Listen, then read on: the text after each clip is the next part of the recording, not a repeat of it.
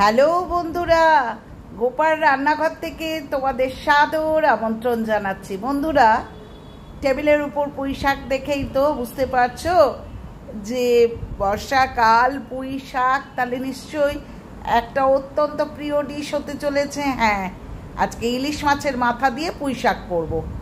দেখেছো এখানে 3টে ইলিশ মাছের মাথা নুন হলুদ মাখিয়ে ম্যারিনেট করে রেখেছি।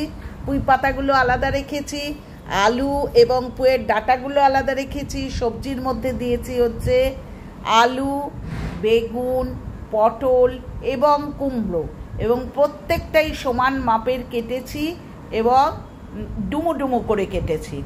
বন্ধুরা, এটাকে সাধারণত এটাও কিন্তু বাঙালিদের একটা ট্র্যাডিশনাল খাওয়ার বা একটা অথেন্টিকেট খাওয়ার, তাই না? কারণ হচ্ছে দীর্ঘদিন ধরে আমরা ছ্যাঁচড়া, যেটা বিয়েবাড়িতে আমরা ছ্যাঁচড়া বা লাবড়া বলি, তো সেইটা আমাদের কাছে অত্যন্ত প্রিয়। ইলিশ মাছের মাথা দিলে সেটাকে ছ্যাঁচড়া বলি, আর যখন আমরা মাথা না দিয়ে এমনি করছি তখন লাবড়া বলি। এটা যে কোনো অনুষ্ঠানে, অর্থাৎ পুজোতে কিন্তু লাবড়া খাচ্ছি, আর যখন আমরা বিয়েবাড়ি বা কোনো অনুষ্ঠান বাড়িতে খাচ্ছি তখন মাথাটা দিয়ে, ইলিশ মাছের বা কাতলা মাছের মাথাটা দিয়ে তখন ছ্যাঁচড়া বানাচ্ছি, তাই না? তো এটা অত্যন্ত প্রিয় খাবার, প্রত্যেকেই বানান, প্রত্যেকের মতো করে বানান। আমি কি করে বানাচ্ছি সেটা এবার আমি দেখাই। তবে একটা কথা, লাবড়াই বলো ছ্যাঁচড়াই বলো, আমি আমার নিজের রান্না পদ্ধতি অনুযায়ী কিন্তু আমি মোটেই কিন্তু জল দিই না, কারণ জল দিলে কিন্তু একটা ভ্যাদভ্যাদে টেস্ট এসে যায়। দেখতে পাচ্ছ প্রচণ্ড ফ্রেশ পুঁই শাক। এবার যদি বলো এটা গাছের কিনা, না না, এটা গাছের না, এটা কেনা।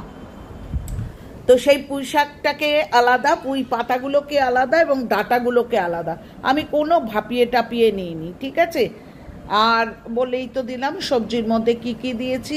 ইলিশ মাছের 3টে মাথা রেখেছি, আলু আর ডাঁটাটাকে আলাদা করে রেখেছি, আর সবজিগুলো অর্থাৎ বেগুন, পটল, কুমড়ো এবং আলু এটাকে আলাদা করে রেখেছি। এবার দেখুন কিভাবে আমি রান্না করছি।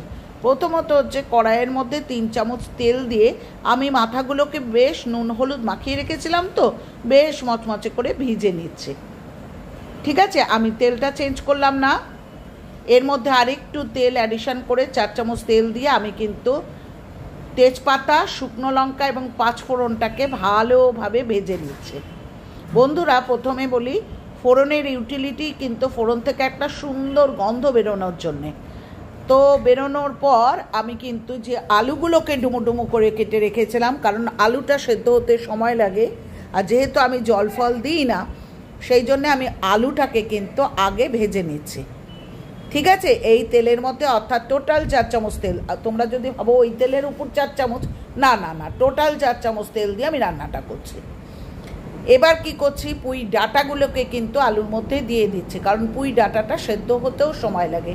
আমি কোনো ভাপিয়ে নেব না, তার কারণ হচ্ছে ভাপিয়ে নিলে কিন্তু ভ্যাদভ্যাদে হয়ে যায় যে কোনো জিনিসটা। আমি আগে থেকে একটু ভেজে নিচ্ছি। ভেজে নিলে কি হয়, পুঁই ডাঁটাটাই বলো আর আলুটাই বলো না কেন, এই তেলের মধ্যে দিয়ে ভাজাতে কিন্তু একটু নরম হয়ে যায়, ভালো লাগে। তো যাই হোক, এইভাবে ভাজার পর আমি দেখো 6-7টা কাঁচা লঙ্কা ছেড়ে দিলাম এর মধ্যে, কারণ এটা একটু ঝাল ঝাল হলে কিন্তু খেতে ভালো লাগে। 6-7টা কাঁচা লঙ্কা চিড়ে কিন্তু আমি দিলাম এই পুঁই শাকের ঘন্ট। এবার আমি সবজিগুলো দিয়ে দিচ্ছি, পটল, বেগুন এবং কুমড়ো। যখন আলুটা এবং ডাঁটাটা মোটামুটি সেদ্ধ হয়ে এসছে তখন এগুলো দিয়ে দিলাম, দিয়ে কিন্তু ভালো করে নাড়াচাড়া করছি। এইবার কিন্তু আমি রুটিন মশলা যেগুলো, অর্থাৎ 1 চামচ পরিমাণ মতো নুন বা লবণ, দেখেছো আমি লবণ দিয়ে দিলাম। এরপর দেব হচ্ছে 1 চামচ হলুদের গুঁড়ো, এরপর দেব হচ্ছে 1 চামচ কাশ্মীরি লঙ্কার গুঁড়ো। এখানে তোমরা প্রশ্ন করতে পারো যে কাশ্মীরি লঙ্কার গুঁড়োটা ধনের গুঁড়ো দিলাম, দেখেছো 1 চামচ, যে কাশ্মীরি লঙ্কার গুঁড়োটা কেন, এটাও কিন্তু একটু কালার হওয়ার জন্য, সবজি যখনই একটা ভালো কালার হয় খেতে ইচ্ছা করে। আর 1 চামচ দিচ্ছি জিরের গুঁড়ো, অর্থাৎ ধনের গুঁড়ো 1 চামচ, জিরের গুঁড়ো 1 চামচ দিয়ে কিন্তু আমি সবজিটাকে খুব ভালো করে নাড়াচাড়া করে নিলাম, ঠিক আছে?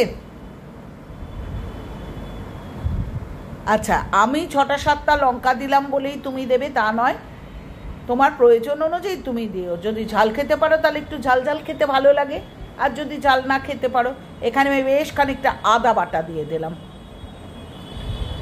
দিয়ে নাড়াচাড়া করে কিন্তু ওপর থেকে পুঁই পাতাটা দিয়ে আমি কিন্তু ঢাকনা চড়িয়ে দিলাম। দেখতে পেলে যখন এর থেকে প্রচুর জল রিলিজ করেছে, দেখো বন্ধুরা, নুন দেওয়ার পরই কিন্তু জল রিলিজ করবে, এতেই কিন্তু সেদ্ধ হয়ে যাবে সবজি। কোনো আলাদা করে জল দিও না, কারণ হচ্ছে আংশানের ফলে যে টেস্টটা হয় সেটা কিন্তু জল দিলে কিন্তু সেই টেস্টটা থাকে না। সুতরাং নুন দেওয়ার পর আপনিই দেখবে ঢাকনা দিলে জল রিলিজ করছে। এখানে কিন্তু আমি ইলিশ মাছের মাথাগুলো দিয়ে দিলাম, তবে এখনই সবটা আমি ভেঙে দেবো না, কারণ হচ্ছে তাহলে পুরো কাটা কাটা হয়ে যাবে। দেখো আমি আস্তই রেখেছি, চিনি দিচ্ছি। তবে একটা কথা, আমি ছ্যাঁচড়া বলো, লাবড়া বলো, ঘন্ট বলো, সব কিছুই কিন্তু গায়ে মাখা মাখা, একদম মানে মাখা মাখা জিনিসটা আমি পছন্দ করি। সুতরাং এখনও প্রচুর জল আছে, সুতরাং এখনও কিন্তু মাখা মাখাটা হয়নি। ঠিক আছে, যখন তরকারিগুলো বেশ ফেটে ফেটে যাবে, বেশ এই দেখো তরকারিটা বেশ ফেটে ফেটে গেছে, শাকটা সেদ্ধ হয়ে গেছে। এখানে কিন্তু আমি দেখিয়ে দিলাম একটা ভাজা মশলার গুঁড়ো দিলাম। এটা হচ্ছে ধনে, জিরে এবং শুকনো লঙ্কা ভাজা করে গুঁড়ো করে সেটা কিন্তু দিয়েছি। এটাই হচ্ছে কিন্তু সিক্রেট মশলা, অর্থাৎ যেটা কেনা পুঁইশাকের ছ্যাঁচড়া বলো আর পুঁইশাকের ঘন্ট বলো আর যাই বলো না কেন, সেটার স্বাদ বাড়ায়। তো দেখতে পাচ্ছ গরম ভাতে জাস্ট জমে যাবে। সুতরাং যে যার মতনই করো না কেন, আমি আমার মতো করে দেখালাম। রিকোয়েস্ট থাকলো যে নিজের মতো তো করোই, একদিন না হয় আমার মতো করে করে দেখো, এই সিক্রেট মশলাটা দিয়ে খেয়ে দেখো, ভীষণ ভালো লাগে গরম ভাতে। তো এই তো দেখালাম হচ্ছে একটা বাঙালিদের একটা ট্র্যাডিশনাল ডিশ। তো এরপর ফিরবো এরকম বিভিন্ন ধরনের আইটেমগুলো নিয়ে। তো তার জন্যে তো সুযোগ করে দিতে হবে। পুরনো বন্ধুরা কোথায় তোমরা দেখে চলে যাও কেন? সাবস্ক্রাইব করো, লাইক করো, কমেন্ট করো, শেয়ার করো। ভালো ভালো কমেন্ট করলে তো কিছু করতে ইচ্ছা করে না। আর সাবস্ক্রিপশনটা তুলে নিও না বন্ধু, পরিবারভুক্ত হলে দেখবে আমারও ভালো, তোমারও ভালো। আচ্ছা, আর একটা জিনিস হচ্ছে, পুরনো বন্ধুরা তোমাদের আর কি বলবো, তোমরা যেভাবে ডে 1 থেকে আমাকে সাপোর্ট করে যাচ্ছ তাতে আমি অভিভূত, অত্যন্ত কৃতজ্ঞ বলা যায়। আচ্ছা, এখানে বলি, আমার কোনো এক বন্ধু অর্থাৎ আয়েশা, তুমি তোমার লাইভ ব্লগ থেকে বলেছো যে আমাকে নারকেলের নাড়ু দেখানোর জন্যে। বন্ধু, আমি নিশ্চয়ই চেষ্টা করব। এর আগে তুমি মোচার ঘন্টও দেখতে চেয়েছো, আমি নিশ্চয়ই চেষ্টা করব, সময় সুযোগ মতো নিশ্চয়ই দেখিয়ে দেবো। ঠিক আছে, তো আজকে আসি। সবাই কিন্তু ভালো থেকো, লাইফটাকে এনজয় করো, আনন্দে থাকো। আর সবাই বলছো ইউটিউব ছেড়ে দেবো, একসাথে এইভাবে ছেড়ে দিলে তো বন্ধুবিহীন হয়ে পড়বো না। তো চলেই এসো না, আড্ডা মারার ছলে আমরা এটা করি। টাটা, ভালো থাকো, আজকে আসলাম।